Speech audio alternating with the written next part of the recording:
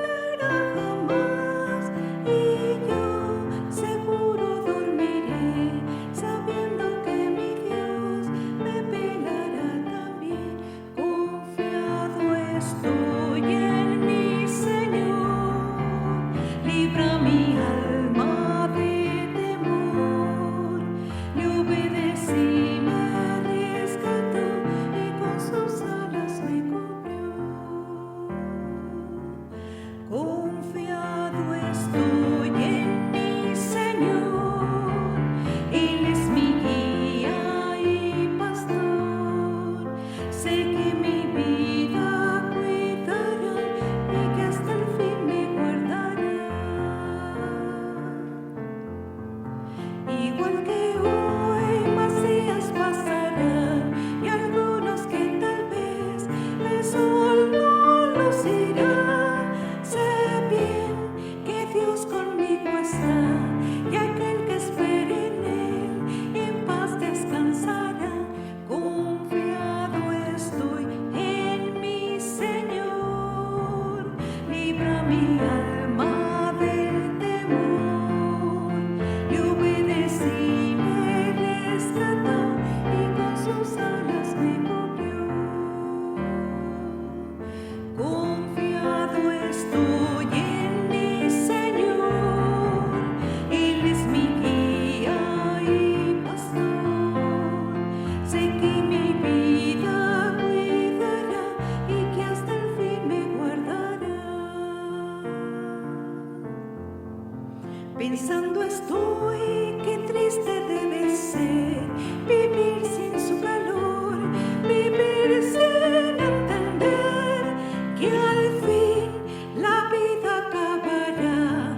Verás que andar sin Dios es solo vanidad. Confiando estoy en mi Señor, libra mi alma de temor. Le obedecí, me rescató y con sus alas me cubrió. Confiado estoy en mi Señor, Él es mi guía y pastor. Sé que mi vida cuidará y que hasta el fin me guardará.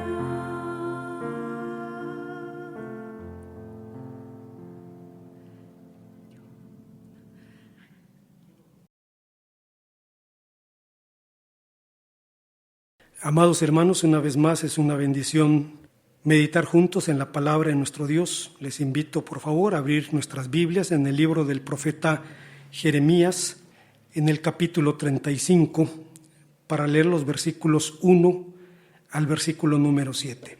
Libro del profeta Jeremías, capítulo 35, versículos 1 al versículo número 7. La palabra del Señor dice: La palabra del Señor vino a Jeremías en días de Joacim, hijo de Josías, rey de Judá, diciendo: Ve a la casa de los recabitas y habla con ellos, e introdúcelos en la casa del Señor, en uno de los aposentos, y dales a beber vino. Y puse delante de los hijos de la familia de los recabitas tazas y copas llenas de vino, y les dije: bebed vino. Mas ellos dijeron: no beberemos vino, porque Jonadab, hijo de Recab, nuestro padre, nos ordenó diciendo: no beberéis jamás vino vosotros, ni vuestros hijos, ni edificaréis casa, ni sembraréis sementera, ni plantaréis viña, ni la retendréis, sino que moraréis en tiendas todos los días, para que viváis muchos días sobre la faz de la tierra donde habitáis. Pocos personajes, hermanos, han sido tan controversiales en la historia del cristianismo como Simeón el Estilita. Nació en Sisán, cerca de Tarso de Cilicia, la ciudad de San Pablo, y dedicó los primeros años de su vida a pastorear ovejas. A los 16 años escuchó las bienaventuranzas y preguntó a un anciano cómo podía ponerlas por obra. El anciano le respondió que se hiciera monje, cosa que Simeón intentó, pero su radicalismo hizo imposible la convivencia con monjes menos comprometidos. Simeón marchó entonces al desierto e hizo construir una columna de 17 metros, más o menos la altura de un edificio de 6 pisos, donde pasó 37 años expuesto a las inclemencias del tiempo. El hombre seguía un régimen muy estricto. Comía una vez por semana. Cada semana recitaba de memoria los 150 salmos, es decir, 21 al día. Predicaba 2 veces al día, enseñaba, mediaba en conflictos interpersonales, aconsejaba, escribía cartas y hacía unas 1000 flexiones al día, suscitando un diluvio de piojos y de mugre. Pero en Cuaresma su rutina se hacía aún más rígida. Ayunaba los 40 días y dedicaba todo ese tiempo a la oración, primero de pie, después de rodillas, y cuando ya no se podía sostener, oraba postrado. ¿Cómo entender a un hombre así? Solo podemos entenderlo sabiendo que lo que hacía y lo que era representaban denuncias contra la decadencia del cristianismo, contra la amistad con el mundo. No fue la primera ocasión que ocurrió algo así. En tiempos de Jeremías, los recabitas, un clan nómada que veía el sedentarismo como fuente de corrupción, asumió una serie de valores extraños para sus contemporáneos, y lo mismo hicieron los esenios en tiempos del Señor Jesús. En nuestro texto, por instrucción divina, Jeremías instó a los recabitas a beber vino, cosa que ellos rechazaron con firmeza, apelando a los preceptos de sus mayores. La extraña fidelidad de los recabitas a sus valores se materializó en 3 dimensiones. Veamos cuáles son. Antes de pensar en las enseñanzas de este pasaje, quisiera recordar que el apóstol San Pablo dice que lo que está escrito en la Biblia fue escrito por causa de nosotros y para nosotros, a fin de que por la exhortación y consolación de las Escrituras tengamos esperanza. En otras palabras, el apóstol San Pablo decía que lo que la Biblia dice, nos lo dice a nosotros. Y respecto a esta extraña fidelidad que se materializó en 3 dimensiones, la primera de ellas fue fidelidad a una relación personal. La historia de los recabitas hunde sus raíces en la era de los patriarcas. Se los asocia con los eneos, descendientes de Madián, hijo de Abraham y de Ketura, según Génesis 25:1. De ese mismo linaje provendría Jetro, sacerdote de Madián y suegro de Moisés. Fuentes judías los ven como un clan judío asociado con la casa de Caleb, y en base a la etimología del nombre, se los asocia con un clan dedicado a la metalurgia. Se dice que los eneos eran herreros profesionales nómadas o seminómadas, de quienes se sabe hicieron su modo de vivir como expertos en el trabajo de metales ya en el siglo XIII a.C.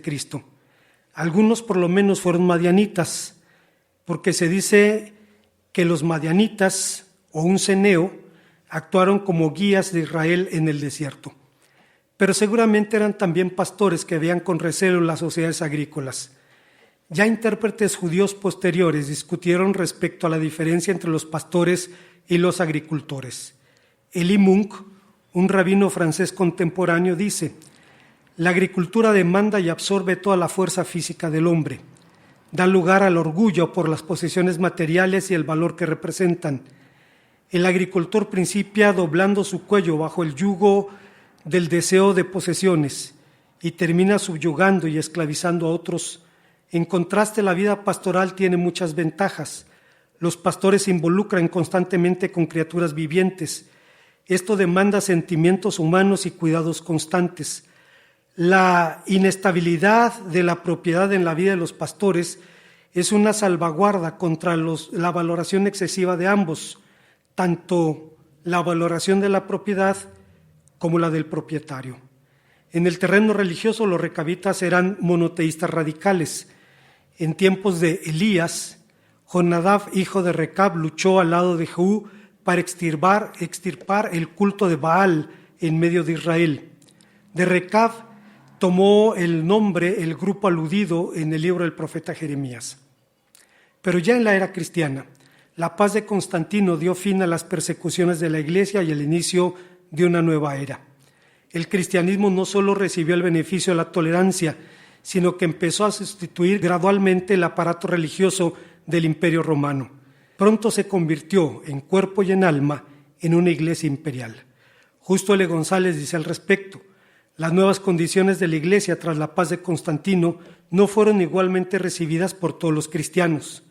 Frente a quienes, como Eusebio de Cesarea, veían en tales circunstancias el cumplimiento de los designios de Dios, había otros que se dolían por el triste estado del que parecía haber descendido el cristianismo. La puerta estrecha de la que el Señor había hablado se había vuelto tan ancha que las multitudes se apresuraban para entrar por ella. Muchos en busca de posesiones y privilegios sin tener una idea del significado del bautismo o de la vida cristiana. Los obispos competían en pos de posiciones de más prestigio. Los ricos y los poderosos parecían dominar la vida de la iglesia. La cizaña crecía junto al trigo y amenazaba ahogarlo. No es pues extraño entonces que los cristianos que optaron por la separación de la sociedad vieran a los recabitas como un modelo. Pero no todos los cristianos asumieron posiciones tan radicales.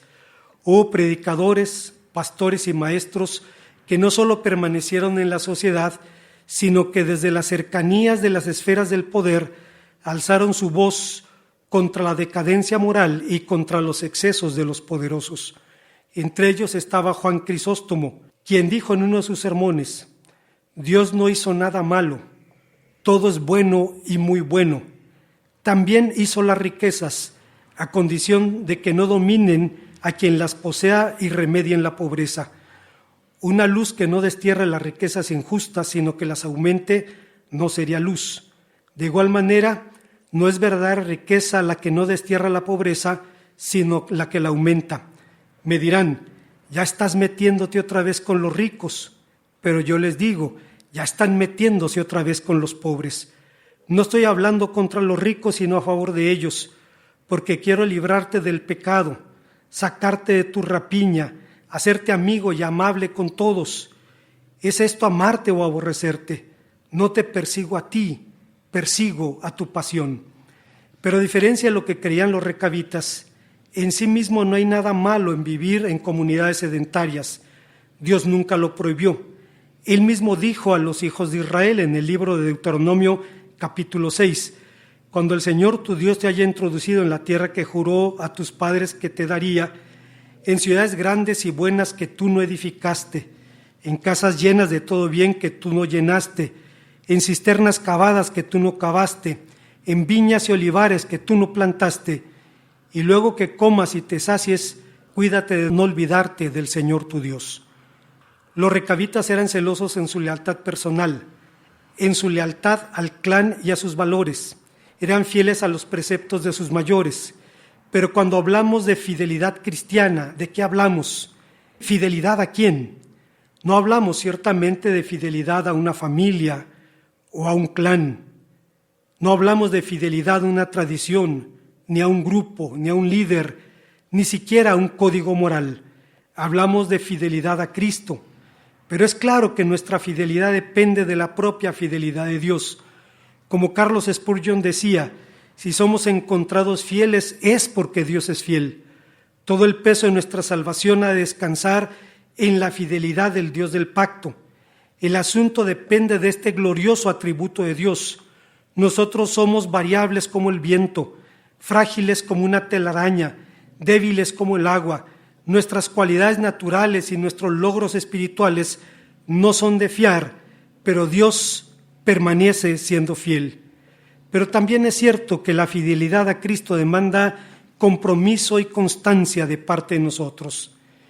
Kevin DeYoung, un predicador norteamericano contemporáneo, dice: la gente siempre tendrá estereotipos, siempre saltarán a sus propias conclusiones. No podemos controlar cómo la gente ve a la iglesia, sin embargo sí podemos controlar lo que deben ver. ¿No sería genial si la gente dijera: no estoy de acuerdo con su fe, pero es difícil no estar de acuerdo con su ejemplo? Vean cómo ellos se aman entre sí, vean su valor y su compasión, vean su carácter. Me gustaría tener eso.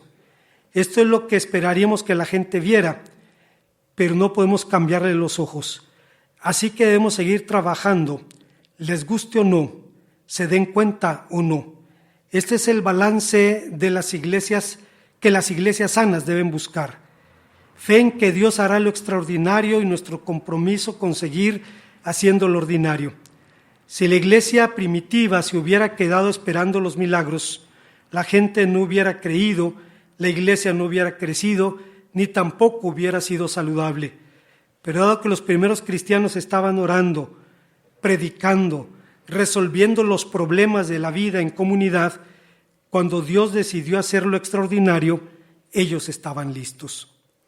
Hay una segunda enseñanza en este pasaje, y es que el texto nos habla de esa fidelidad extraña, de fidelidad a un código radical. Como hemos dicho, el código de los recabitas era una reacción a la decadencia de su entorno. Bien pronto descubrieron los peligros de la vida sedentaria, los excesos de una vida más fácil, pero no inventaron el hilo negro. La Biblia nos advierte contra lo mismo. el Señor Jesús nos advierte contra las autoindulgencias. Dice, tened cuidado, no pasen el tiempo pensando en banquetes y borracheras, ni en las muchas cosas que este mundo les puede ofrecer. Desde esta advertencia, ni siquiera una borrachera ocasional es insignificante. El incesto de Lot enseña que el alcohol y la moral no suelen caminar de la mano. Belsasar, rey de Babilonia, perdió su reino y su vida mientras estaba alcoholizado. Nabal, el marido de Abigail, se infartó en plena resaca después de saber que David, a quien había ofendido, había ido a buscarlo. En el caso de Noé, los oscuros eventos que siguen a su borrachera destruyeron a su familia. Cuando el aroma del alcohol todavía no se disipaba del aire, Noé pronunció una terrible maldición sobre su propio hijo. Maldito sea Canaán, siervo de siervos será de sus hermanos. No es extraño entonces que los rabinos cuenten una singular historia sobre este relato. Dicen que cuando Noé se dispuso a plantar su viña, el diablo vino a ofrecerle su ayuda y Noé la aceptó. ¿Qué hizo entonces el enemigo? Tomó una oveja y la sacrificó en la viña, hizo lo mismo con un león y con un cerdo. La viña entonces fue regada con la sangre de estos animales. En el mismo día en que fue plantada, la viña floreció y dio fruto. En ese mismo día, Noé reunió las uvas, las prensó y bebió. ¿Por qué hizo esto Satanás? Lo hizo para que cuando un hombre beba un vaso de vino, se quede manso como una oveja.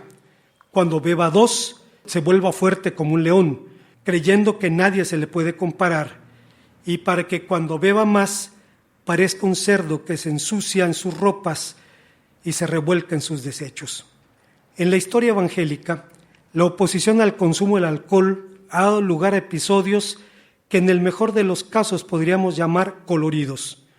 Una mujer de Kentucky, que se hacía llamar Carry a Nation, algo así como cargando una nación, se hizo famosa por su beligerancia en favor de la temperancia. Tenía la cara de la tía a la que no te convenía hacer enojar.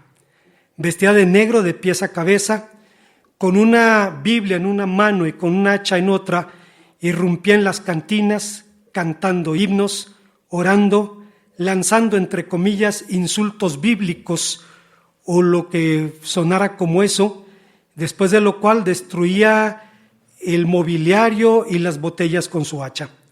Su filosofía era muy simple: no respondo, chipote con sangre, sea chico o sea grande. Obviamente la mujer fue atacada física y legalmente muchas veces, pero medía 1,82 y evidentemente sabía defenderse con su hacha. Y respecto a sus litigios en la corte, sus simpatizantes siempre pagaron por ellos. Finalmente, en 1919, el consumo del alcohol fue prohibido en Estados Unidos, pero a muy corto plazo la prohibición generó problemas más graves de los que buscaba resolver. Siendo sincero, sigo creyendo en la abstinencia total, pero no puedo imponer mi opinión a los demás. Gene Getz, un predicador norteamericano contemporáneo, cuenta una experiencia muy singular respecto al asunto del alcohol. Dice, hace unos años recibí una carta de una madre cuyo hijo adolescente tenía problemas con el alcohol. No estoy seguro de cuán serio era su problema, pero alguien le recomendó que le diera al joven el libro La medida del líder. Pensó que era una buena idea, pero decidió leerlo antes de dárselo, lo cual ciertamente es loable. Sin embargo, cuando llegó al capítulo donde trato el tema de la sobreindulgencia, se enfureció, lo rompió en pedazos y lo tiró a la basura, y en su carta me acusaba de enseñar falsamente, de pervertir la palabra de Dios y de descarriar a la gente. Es evidente que solo había leído el primer párrafo, pero eso tuvo para acusarme de hereje. El texto en cuestión dice expresamente: si Pablo viviera en la cultura occidental del siglo XX, toleraría la ingestión de bebidas alcohólicas, no necesariamente, como probaremos enseguida. El asunto que vemos en 1 Timoteo y en Tito es que el apóstol no recomendaba la abstinencia total de bebidas alcohólicas. La palabra básica, párinos, que se usa en estos versículos, significa literalmente un hombre que se detiene demasiado en el vino. En otras palabras, que bebe demasiado, y en consecuencia cae esclavizado y pierde el control de sus facultades. Al responder a la mujer con toda la amabilidad posible, Ginny Getz le indicó que tal vez su hijo ya conocía la verdadera perspectiva bíblica en cuanto al alcohol. Cuando ella trataba de convencerlo de que ésta enseñaba la abstinencia total, él simplemente había perdido el respeto a su madre y seguía bebiendo solo para probar su punto de vista. También le dijo que era posible que si usaba con su hijo el mismo sistema para comunicarse que había empleado con él, tal vez era la causa por la cual él se había ido al extremo opuesto. Ginny Getz nunca volvió a saber nada de la mujer.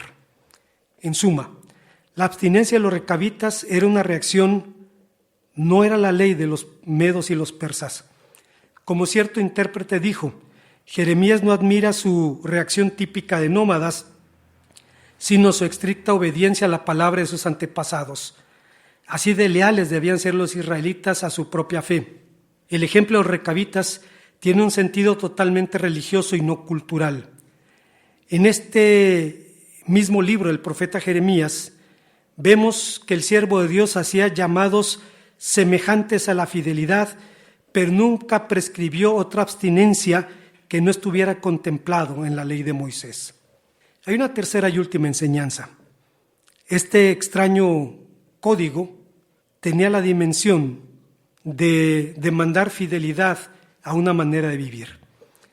Obviamente la vida de los recabitas no era fácil. Vivían al margen de la sociedad, celosos de su antigua forma de vida. En consecuencia eran vistos como extraños en su mundo. En un sentido actuaban como nuestros amados hermanos Amish y menonitas conservadores. En días del sitio de Jerusalén, los recabitas se encontraban en la ciudad resguardándose de los babilonios que desolaban el territorio de Judá. El profeta los convocó entonces a uno de los espacios del templo y los instó a beber vino. No se trata de una tentación morbosa, ni de una maliciosa intención de hacerlos caer. Se trata de una profecía en acción, de una acción simbólica para la cual el profeta utiliza una comparsa, pero la comparsa no finge, sino vive. Su modo de vida, que se hace presente, provocada por el profeta, se convierte en una lección. Seguramente la instrucción que Jeremías dio a los recabitas de que bebieran vino fue sorprendente para ellos, pero su respuesta fue firme: no bebemos vino. Y después argumentaron sus razones: porque Jonadab, hijo de Recab, nuestro padre, nos dio la orden: no beberéis vino jamás. Obedecemos a Jonadab, hijo de Recab, nuestro padre, y acataremos y cumpliremos todo lo que nos mandó nuestro padre Jonadab. Curiosamente, los recabitas no andaban por el mundo lamiéndose sus heridas.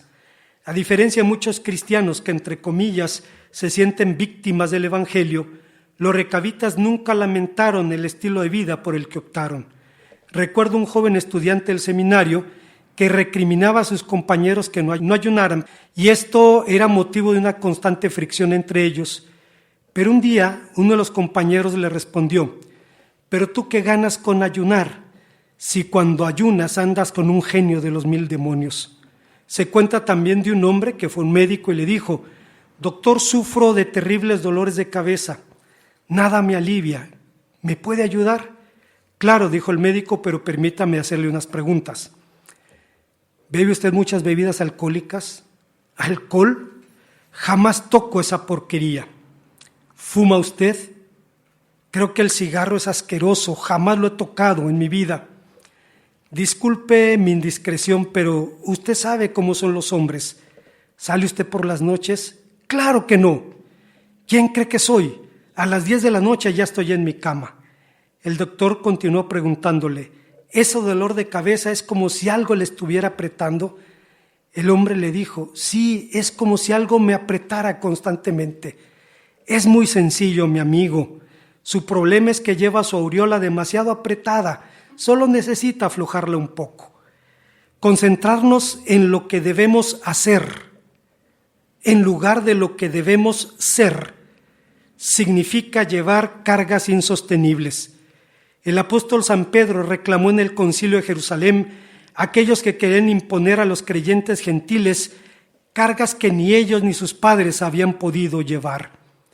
Por esa misma razón, Brennan Manning, un sacerdote que descubrió la gracia, dijo: escribí el Evangelio de los Andrajosos con la mira puesta en un público lector determinado. Ha sido escrito para el quebrantado, el herido, el agotado, solo para el que lleva la penosa carga encima y cambia de mano la pesada valija buscando equilibrar el peso. Es para los de rodillas débiles, para los enclenques que saben que no lo han logrado, pero cuyo amor propio les impide aceptar el regalo de la inigualable y sorprendente gracia. Es para los incoherentes y poco estables discípulos que han perdido sus cabales.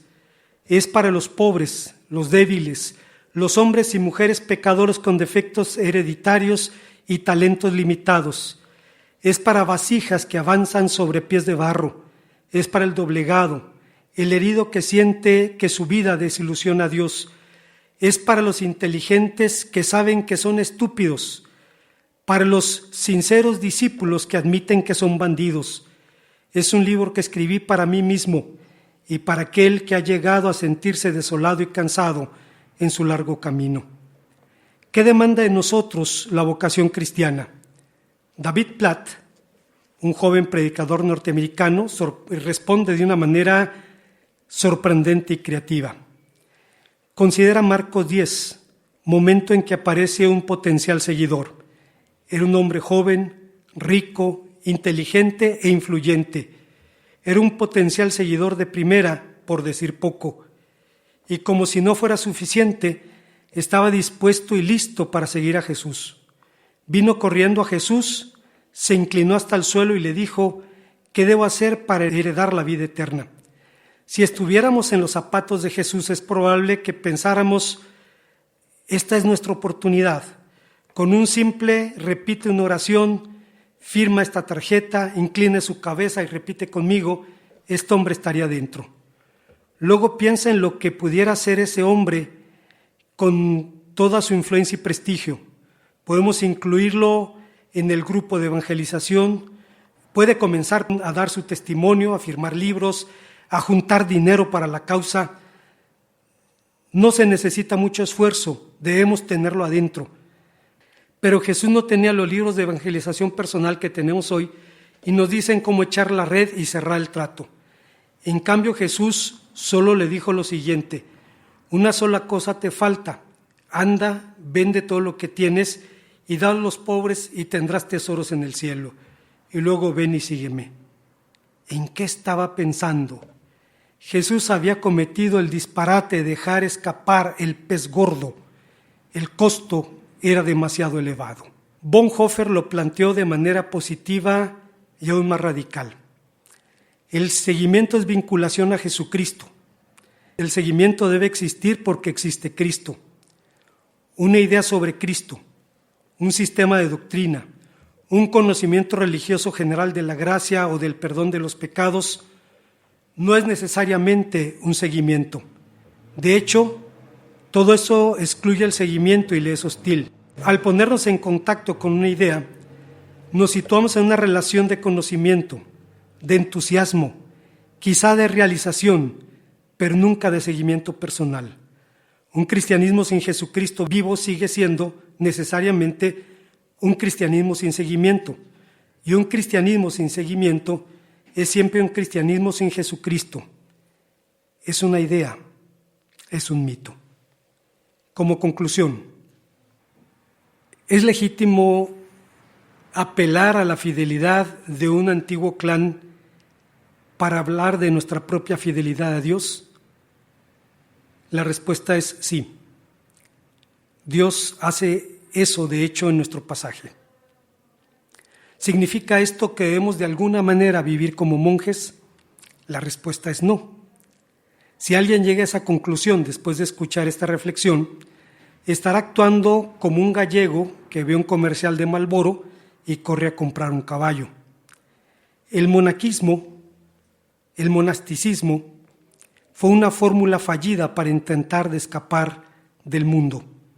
Bonhoeffer habla sobre el asunto cuando dice: el reto que Lutero lanzó al mundo al ir al monasterio era un juego de niños comparado con el reto que significó salir del monasterio para volver al mundo.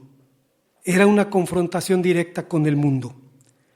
Lo que había sido una proeza personal, facilitada por la vida del convento, se convirtió en un desafío para todos los creyentes. A partir de entonces, el cristiano se traba en una lucha cuerpo a cuerpo contra el mundo. Creo que la gran enseñanza de nuestro pasaje es la fidelidad. La fidelidad de Dios, quien se ocupa incansablemente de su pueblo, y la fidelidad que el pueblo le niega incesablemente a su Dios. Como ocurrió con los recabitas, la fidelidad cristiana es extraña, no solo porque es raro verla, no solo porque es una locura para el mundo, sino porque es extra nos, porque viene de fuera, es un don de la gracia, un don que recibimos y debemos cultivar. Es así con todos los dones de Dios. La salvación es un regalo, pero hemos de ocuparnos de ella con temor y temblor, dice San Pablo en Filipenses 2. La paz es un don divino, pero hemos de perseguirla como perros de presa, dice el Salmo 34. La fidelidad es un fruto del Espíritu, según San Pablo en Gálatas 5:22, pero hemos de optar por ella en todas nuestras relaciones. Como William MacDonald dijo acertadamente, por lo general este fruto del Espíritu se entiende como fidelidad. No se refiere a la fe que salva o a la confianza que ejercemos en Dios día tras día, aunque puede estar incluida. Más bien alude a la fidelidad y seriedad en nuestro trato con Dios y con los demás. Alguien la definió como ser fiel a sí mismo, a la propia naturaleza y a cualquier promesa dada y a cualquier confianza que se nos dispensa. Cuando decimos que la palabra de un hombre es su garantía, queremos decir que tiene palabra, que al tratar con él no es necesario un contrato por escrito. Una vez que se ha comprometido a realizar algo, se puede depender y confiar en que ciertamente lo llevará a cabo. El hombre fiel acude puntual a sus citas, paga a tiempo sus cuentas, asiste regularmente a las reuniones de la comunidad local y lleva a cabo las tareas que se le asignan sin tener que recordárselos constantemente. Es inquebrantablemente fiel en los votos matrimoniales y constante en el cumplimiento de sus deberes familiares. Separa conscientemente el dinero para la obra del Señor y es cuidadoso en su mayordomía del tiempo y de sus talentos. Fidelidad significa lealtad a su propia palabra, a una costa de sí mismo.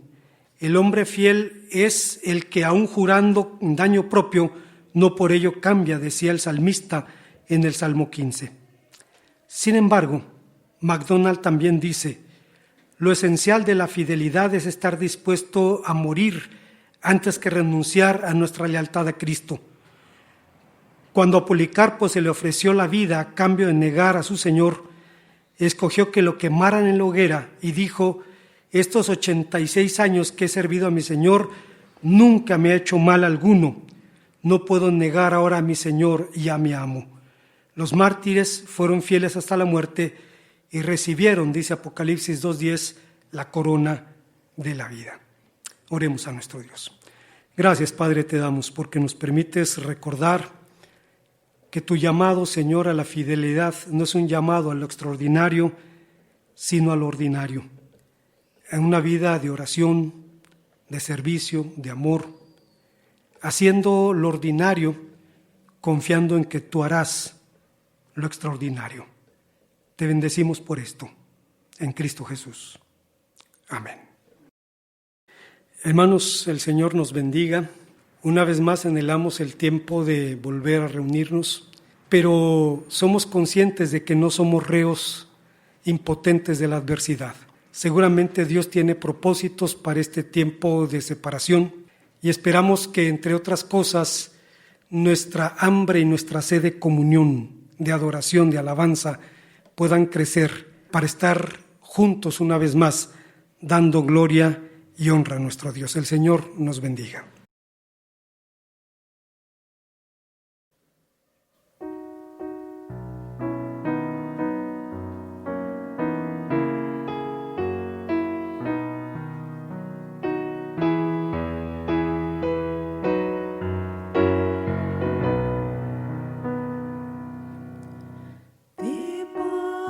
sí.